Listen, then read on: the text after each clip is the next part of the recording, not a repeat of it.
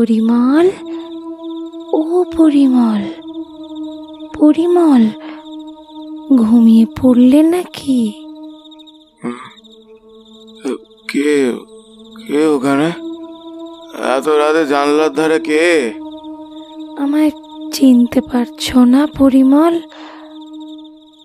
আমার নাম কামিনী। আমাদের কত স্মৃতি আছে বলো তো একসাথে। কতদিন পর আবার দেখা হচ্ছে আমাদের। এসো, আমার কাছে এসো পরিমল, এসো, চলে এসো আমার কাছে পরিমল। আর কতক্ষণ ঘরে থাকবে? এসো, আমার কাছে এসো তুমি পরিমল, আমার কাছে এসো, এসো।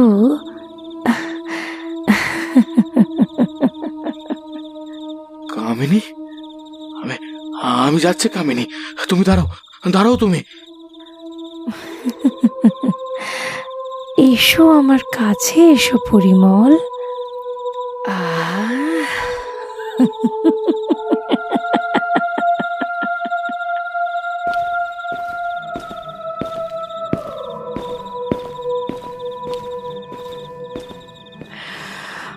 অনেক দিন পর তাজা রক্ত, তাজা রক্তের গন্ধ,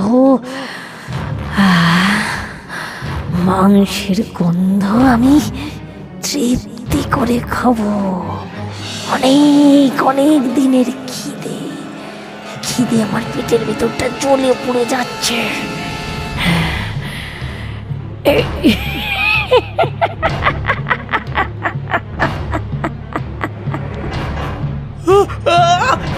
কে আছো? আমাকে বাঁচাও, আমাকে বাঁচাও। এই শ্মশানে কে তোকে বাঁচাবে?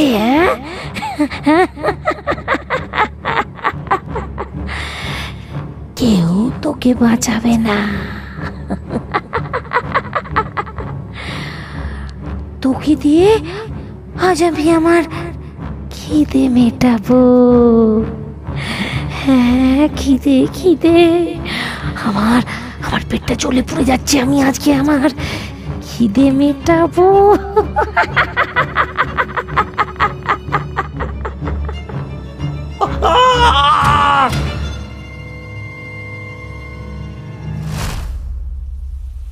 অনেকদিন পর গ্রামে আসছি, আর আজকেই এত ঝড় বৃষ্টি। কোথাও তো দাঁড়াবার উপায় নেই। গ্রামের কিছুই পরিবর্তন হয়নি দেখছি। সেই রাস্তা, জঙ্গল, কোথাও আলোর ব্যবস্থা নেই। অলোকেশ এগিয়ে চলেছে ঝড় বৃষ্টিকে উপেক্ষা করে। হঠাৎ কিছু দূর দিয়ে সামনে দেখতে পায় একটা ছোট্ট কুঁড়ে ঘর। টিমটিম করে ঘরের ভেতরে আলো জ্বলছে, আর তারই আভা জানলা দিয়ে বেরিয়ে আসছে। বাড়িটাকে দেখে কিছুক্ষণের জন্য অলোকেশের স্বস্তি হয়। যদি একটু আশ্রয় পাওয়া যেত বেশ ভালো হতো। এত বাজ পড়ছে, এত ঝড় বৃষ্টি। কেউ আছেন বাড়িতে? কেউ আছেন? একটু যদি আশ্রয় পাওয়া যেত খুব উপকার হতো। বাইরে এত ঝড় বৃষ্টি আর এত বজ্রপাত হচ্ছে। কেউ আছেন? দরজা খুলে বেরিয়ে আসে এক সুন্দরী রমণী, যার দৃষ্টিতে একটা নেশা। সেই নেশাকে উপেক্ষা করা কোনো পুরুষের পক্ষেই সম্ভব নয়। অলোকেশ কতক্ষণ মন্ত্রমুগ্ধের মতো তাকিয়ে রইল সেই রমণীর দিকে। মুগ্ধ নয়নে দেখতে থাকে অলোকেশ। কিছু বলছেন? আপনার কিছু দরকার? আমি আসলে একটু আশ্রয়, একটু আশ্রয় পেলে ভালো হতো। বৃষ্টি কমলেই আমি চলে যাব। ভেতরে আসুন। ঘরের ভেতরে প্রবেশ করে অলোকেশ। দেখে ঘরে আর কোনো জনমানুষ নেই। চারিদিকে যেন একটা গুমোট ভাব, ভ্যাপসা গন্ধ, অন্ধকার। কিছুই দেখা যাচ্ছে না ভালো করে। কেউ ঘরে নেই দেখছি না, বড়রা কাউকে দেখছি না। কেউ নেই বাড়িতে। কে থাকবে এখানে? আমি এখানে একা থাকি, সম্পূর্ণ একা। অলোকেশের গাটা শিউরে ওঠে। কেমন একটা নেশা নেশা ভাব চারিদিকে। অলোকেশের একবার মাথাটা ঘুরে যেতে যেতে নিজেকে সামলে নিল। না না না, এভাবে এখানে থাকাটা ঠিক হবে না। একা একটা মহিলার সাথে রাতের বেলা অসম্ভব ব্যাপার। আমাকে এখান থেকে চলে যেতে হবে, এখানে থাকাটা উচিত নয়। আমি আসি, আমাকে বাড়ি যেতে হবে, নয়তো আপনার নামে উল্টোপাল্টা কথা উঠতে পারে। আমি আসি, অনেক অনেক ধন্যবাদ আপনাকে, কিন্তু আমাদের বাড়িতে যেতে হবে। এ কি, দাঁড়াও দাঁড়াও, যেও না, আমাকে একা ফেলে যেও না। এ কি, তুমি তুমি দাঁড়াও, ফিরে এসো বলছি আমি। আমার আমার কাছে এসো, ফিরে এসো আমার কাছে। হ্যাঁ। তাড়াহুড়ো করে অলোকেশ ঘর থেকে বেরিয়ে পড়ে, আর বৃষ্টির মধ্যেই চলতে শুরু করে ছাতা মাথায় দিয়ে। হ্যাঁ, না না না না না, এটা এটা এটা হতে পারে না, কোনো মতেই এটা হতে পারে না। না না, আমার ডাক উপেক্ষা করা কারো সাধ্যে নেই। কিন্তু কিভাবে? হ্যাঁ,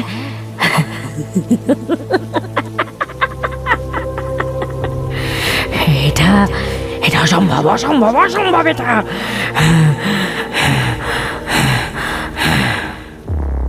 তোর এত দেরি হলো? আয় আয়, ঘরের ভেতরে আয়। ইস, একদম ভিজে গেছিস দেখছি। তাড়াতাড়ি যা, হাত পা ধুয়ে নে। কি আর বলবো বলো, ট্রেনটা যা লেট করলো, আর বিকেলের জায়গায় রাত 11টায় ঢুকলো। হেঁটে হেঁটে আসতেই এতটা রাত হয়ে গেল। খাবি তো?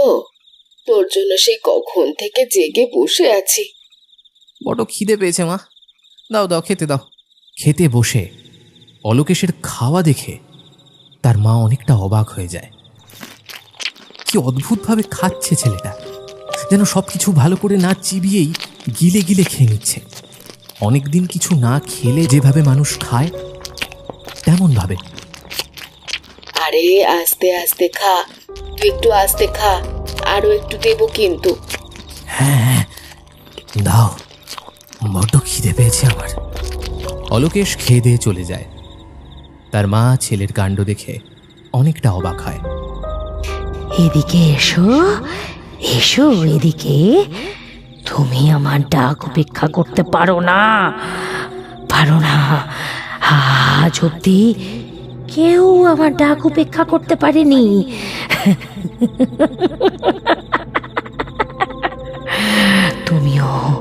তুমিও পারো না। চলো চলো আমার সাথে, চলো চলো আমার সাথে, চলো। কে কে কে কে তুমি? জানলার দিকে তাকিয়ে দেখে একটা মহিলা। সেই মহিলার অদ্ভুত মায়া জড়ানো চোখ মুখ। বৃষ্টির জল তার শরীরটাকে ভিজিয়ে দিচ্ছে, আর তার সাথে তাকে আরো আকর্ষণীয় করে তুলছে। হাত নেড়ে নেড়ে অলোকেশকে ডাকছে। অলোকেশ নেশার মধ্যে পড়ে যায়। অদ্ভুত এক নেশার টানে বলে ওঠে, কামিনী, আমি যাচ্ছি কামিনী, তুমি দাঁড়াও, দাঁড়াও তুমি। অলোকেশ দরজা খুলে বেরোতে যাবে, কিন্তু কিছুতেই বেরোতে পারে না। সে অনেকটাই রেগে যায়। দরজা খোলো, দরজা খোলো, সে আমাকে ডাকছে। আমাকে এক্ষুনি যেতে হবে। দরজা খোলো, দরজা খোলো, আমাকে যেতে হবে। না না না না না, কেউ আটকে রাখতে পারবে না আমাকে। আমায় যেতে হবে, আমায় যেতে হবে, আমায় যেতে হবে, আমায় যেতে হবে। সারা রাত ধরে যা বৃষ্টি হয়েছে, ভোরবেলা একটু তো বৃষ্টি কমেছে, বেশ ভালোই হয়েছে। মাছটা ধরতে পারলে ভালোই হবে। ভেবেছিলাম তো আজকে বেরোতে পারবো না। জেলে নদীর পথের দিকে চলছিল। হঠাৎ নদীর ধারের শ্মশান ঘাটের কাছে পৌঁছতেই তার একটু ভয় লাগতে শুরু করে। হঠাৎ সে শুনতে পায়,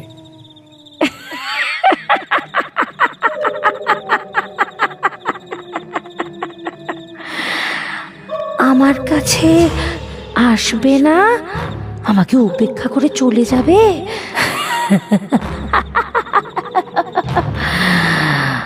এসো এসো আমার কাছে, আমার কাছে এসো। এসো এসো এসো আমার কাছে।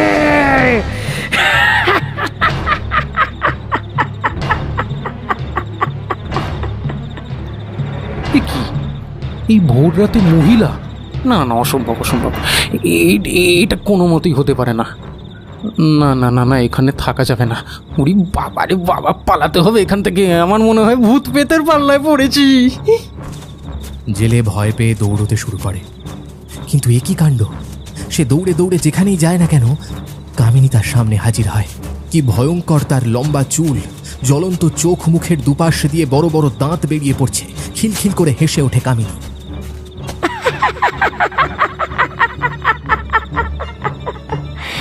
এসো আমার কাছে এসো বলছে। কোথায় কোথায় পালিয়ে যাবে? বারবার আমার কাছে ফিরে আসতে হবে, আমার কাছেই ফিরে আসতে হবে।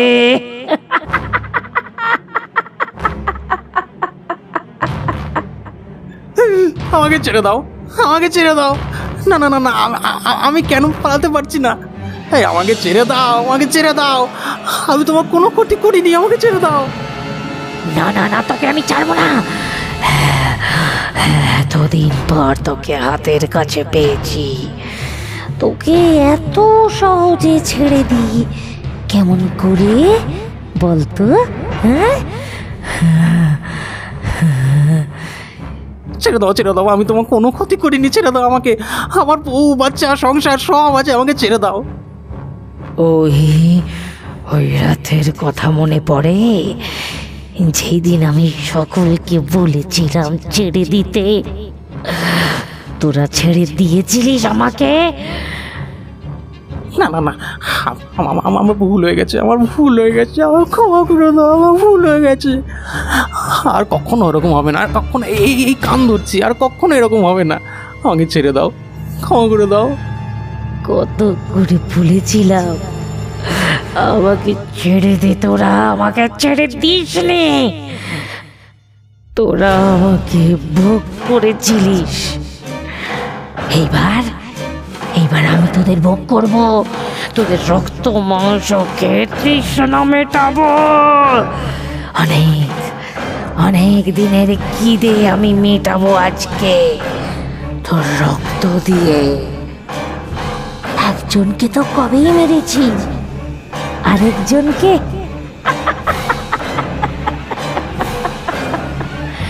সবাইকে সবাইকে শেষ করে দেব, কাউকে বাঁচিয়ে রাখবো না আমি।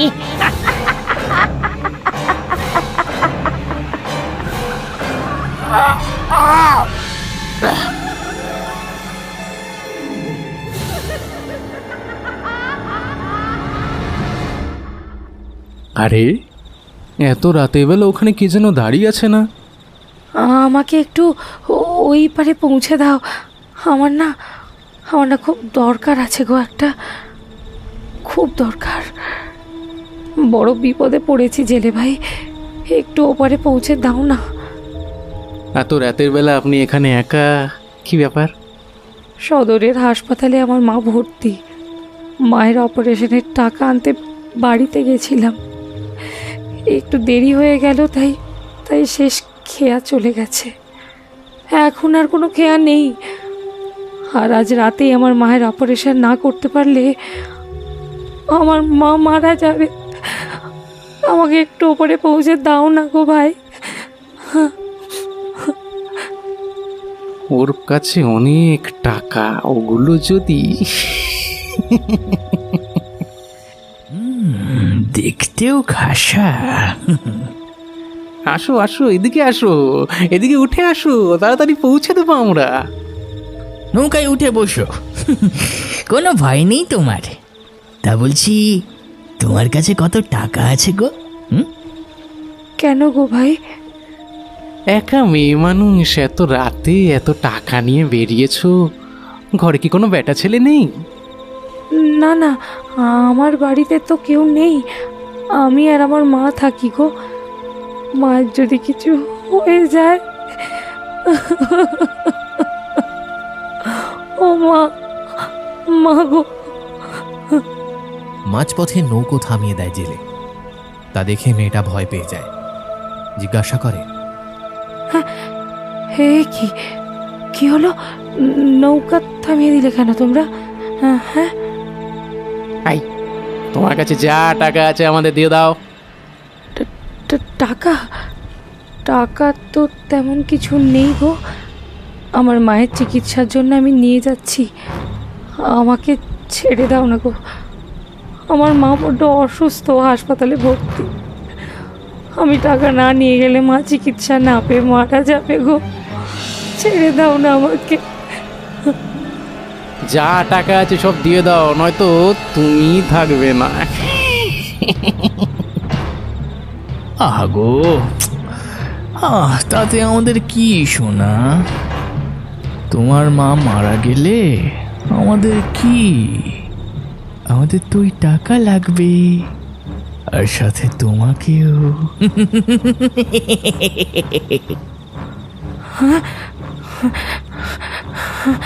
আমাকে আমাকে ছেড়ে দাও, আমাকে ছেড়ে দাও। না না না না না, কাছে এসো না। আমাকে ছেড়ে দাও। আমি না গেলে আমার মা মারা যাবে। দয়া করো, আমার উপরে দয়া করো। আমি তোমাদের ভাই বলেছি, তোমাদের আমি ছোট বোনের মতো। আমাকে দয়া করো তোমরা। হ্যাঁ, এত বড় সর্বনাশ করো না গো আমার, এত বড় সর্বনাশ করো না তোমরা।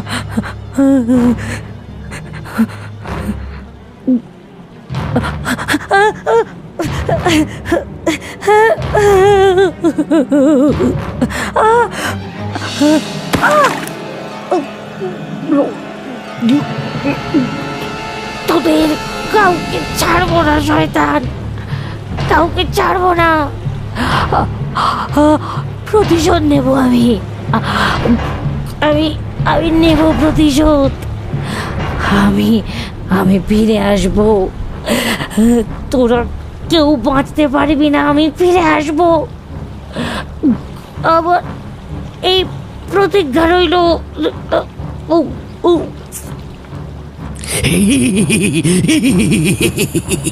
কত টাকা, কত টাকা, কত টাকা!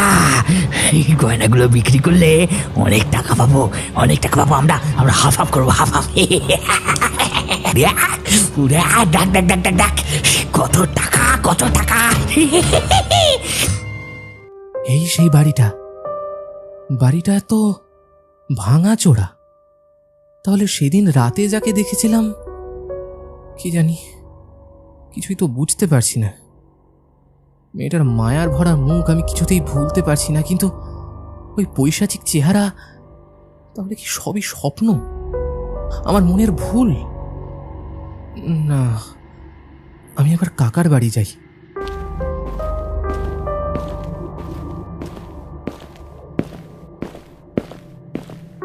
ও কাকা, অনেকদিন পর তো তোমার বাড়ি এলাম, আমাকে নৌকোয় ঘোরাবে না? অবশ্যই ঘোরাবো। আজকে রাতে আসিস, পূর্ণিমার রাত, বেশ ভালো হবে। অলোকেশ বেরোবে কিন্তু বিকেল থেকেই ঝড় বৃষ্টি শুরু হয়। অলোকেশ বেরোতে পারে না, ঘরের জানলার সামনে বসে বৃষ্টি উপভোগ করছিল। এমন সময় দেখে সেই মহিলাটা কাকার বাড়ির সামনে থেকে বেরোচ্ছে, আর কাকা তার পিছু পিছু হেঁটে কোথায় যেন যাচ্ছে। এসো এসো আমার সঙ্গে। মহিলাটি হাত নেড়ে কাকাকে ডাকছে, আর কাকাও যেন তার পিছু পিছু মন্ত্রমুগ্ধের মতো চলছে। কাকা, কাকা, ওর পিছু পিছু কোথায় যাচ্ছ? আমাকে দেখতে হবে। আর মেয়েটাই বা কাকাকে কোথায় নিয়ে যাচ্ছে? অলোকেশ বেরিয়ে পড়ে কাকার পেছনে পেছনে। এসো এসো না। এই তো আমি যাচ্ছি। অলোকেশ একটু দূর থেকেই দেখতে পায় মহিলার চুলটা তার কাকাকে জড়িয়ে ধরেছে, আর মহিলাটা তার কাকার ঘাড়ের কাছে একটা কামড় বসিয়েছে। না না না! চিৎকারে কামিনী একটু চমকে যায়। কামিনী দেখে তার এই রূপ দূরে দাঁড়িয়ে সেই ছেলেটা দেখেছে। তখনও অলোকেশের কাকা যন্ত্রণায় ছটফট করছে। না না না না না, তোদের কাউকে ছাড়বো না আমি, তোদের সবাইকে শেষ করবো আমি। তোদের জন্য আমার এই অবস্থা।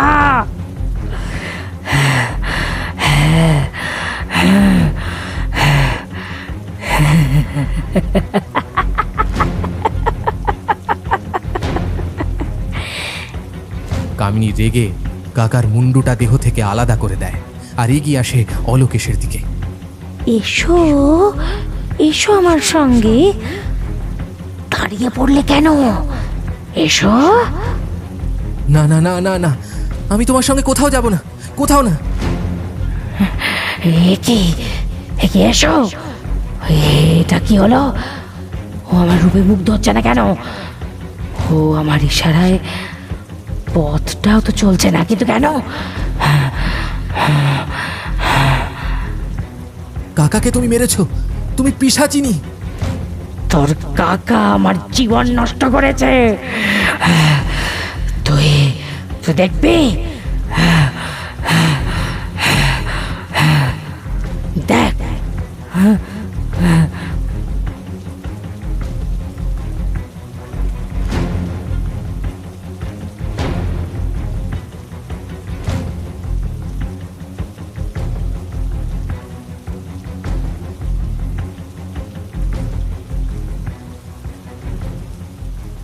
এটা আমার কাকা। ছি, আমার নিজেরই ঘেন্না হচ্ছে। সেই দিনই আমি বুঝতে পেরেছিলাম তুই সৎ। তোর মতো ছেলে সমাজে থাকা খুব দরকার। আমার আমার আজকে প্রতিশোধ পূরণ হয়েছে। আমি আমি আসি। ভালো থাকিস, ভালো থাকিস। আমি এলাম।